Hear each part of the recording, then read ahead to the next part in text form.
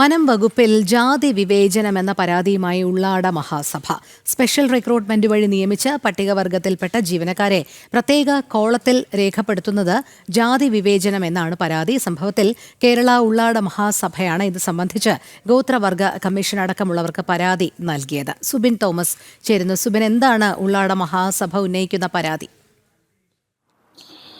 രോഹിണി, പ്രധാനമായും 2022 ഏപ്രിൽ മാസത്തിലാണ് ഈ വനവാസി വിഭാഗത്തിൽപ്പെട്ട ആളുകളെ ഇത്തരത്തിൽ PSC മുഖാന്തരം വനം വകുപ്പ് ജോലിക്കായി എടുക്കുന്നത്. അത് BFO, അതുപോലെ ബീറ്റ് ഫോറസ്റ്റ് ഓഫീസർ, അതുപോലെ തന്നെ ഫോറസ്റ്റ് വാച്ചർ എന്നീ തസ്തികകളിലേക്കാണ് ഇവരെ നിയമിച്ചിരുന്നത്. ഇതിനുശേഷമാണ് ഇത്തരത്തിൽ ഇവർ ഈ ഒരു തൊഴിലെടുത്ത് ജാതി വിവേചനം നേരിടുന്നുവെന്ന ഒരു പരാതിയുമായി ഉള്ളാട സഭ നിലവിൽ രംഗത്തെത്തിയിട്ടുള്ളത്. പ്രധാനമായും ഈ ജനറൽ ഡയറിയിൽ പേര് രേഖപ്പെടുത്തുന്നത് അത് BFO, അതുപോലെ തന്നെ BFO SR, അതായത് സ്പെഷ്യൽ റിക്രൂട്ട്മെന്റ് എന്ന് തരം തിരിച്ച് 2 കോളത്തിലായാണ് എഴുതുന്നത് എന്നുള്ളതാണ് ഈ ഉള്ളാട മഹാസഭ പറയുന്നത്. ഇത് ഈ സ്പെഷ്യൽ റിക്രൂട്ട്മെന്റ് വഴി വന്ന വനാശ്രിതരായിട്ടുള്ള വിഭാഗക്കാരെ പ്രത്യേകം തിരിച്ചറിയുന്നതിന് വേണ്ടിയാണ് ഇത്തരത്തിൽ ഈ രേഖപ്പെടുത്തുന്നത് എന്നുള്ളതാണ് പ്രധാനമായും ഉള്ളാട മഹാസഭ പറയുന്നത്. ഇത് ജാതി വിവേചനത്തിന്റെ ഭാഗമാണ്. അതായത് വനം വകുപ്പ് ജാതി വിവേചനം നടത്തുന്നുണ്ട്, ചില ഉദ്യോഗസ്ഥർ ജാതി വിവേചനം നടത്തുന്നുണ്ട് എന്നുള്ളതിന്റെ തെളിവാണ് എന്നാണ് ഉള്ളാട മഹാസഭ പ്രധാനമായും പറഞ്ഞു വയ്ക്കുന്നത്. ഇതിൽ പ്രധാനമായും എടുത്തു പറയേണ്ട ഒരു കാര്യം എന്നുള്ളത്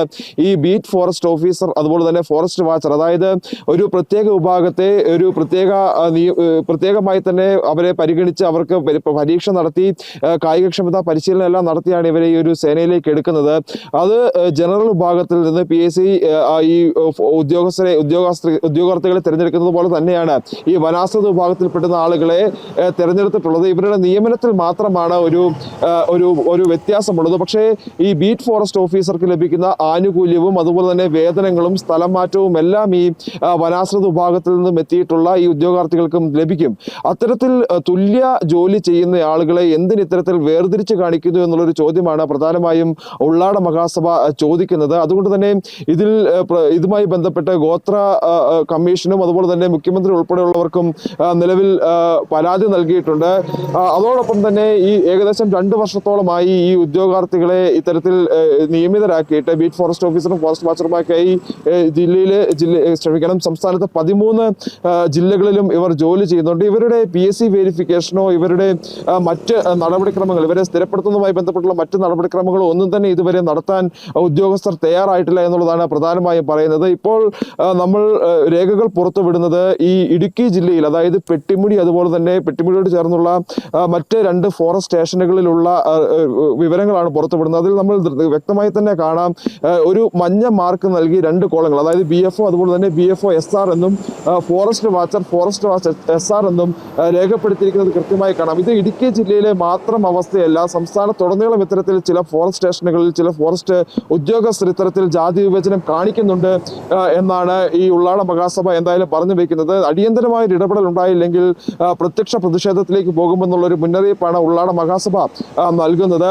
ഇത്തരത്തിൽ ഈ തൊഴിലെടുത്ത് ഇത്തരത്തിലുള്ള വിവേചനത്തിന് പുറമെ മറ്റ് പല ബുദ്ധിമുട്ടുകളും ഇത്തരം ഈ വനാശ്രിത വിഭാഗത്തിൽ നിന്ന് വന്ന ആളുകൾ അനുഭവിക്കുന്നുണ്ട്. അവർ അത് തങ്ങളുമായി നേരിട്ട് പങ്കുവച്ചിട്ടുണ്ട്. അത്തരത്തിൽ ഈ വനാശ്രിത വിഭാഗത്തിൽ നിന്നെത്തിയ ഈ ഉദ്യോഗസ്ഥർ പങ്കുവച്ചത് പ്രകാരമാണ് ഇത്തരത്തിൽ വിവരങ്ങൾ ശേഖരിക്കുകയും ഈ പരാതിയിലേക്ക് കടക്കുകയും ചെയ്തത് എന്നുള്ളതാണ് ഈ ഉള്ളാട മഹാസഭയുടെ പ്രസിഡന്റായിട്ടുള്ള മോഹനൻ നമ്മളുമായി പങ്കുവച്ചത്. ഇനിയിപ്പോൾ അടിയന്തരമായ ഇടപെടൽ ഉണ്ടാവണം, വനംവകുപ്പ് മന്ത്രി ഉൾപ്പെടെ ഇടപെടേണ്ടതായിട്ടുണ്ട്. ഇത്തരത്തിലൊരു വിവേചനം വനംവകുപ്പിൽ ഈ ഒരു വനാശ്രിത വിഭാഗത്തിൽ നിന്ന് വന്ന ഉദ്യോഗസ്ഥർ നേരിടുന്നുണ്ടെങ്കിൽ അത് വലിയ ഒരു തെറ്റ് തന്നെയാണ്. അത്തരത്തിൽ തുല്യ വേതനം അല്ലെങ്കിൽ തുല്യ ജോലി പങ്കിടുന്ന ആളുകൾക്ക് എന്തിനാണ് ഈ ഒരു വേർതിരിവ് എന്നുള്ളൊരു കാര്യത്തിൽ മറുപടി പറയേണ്ടത് വനം വകുപ്പ് തന്നെയാണ്.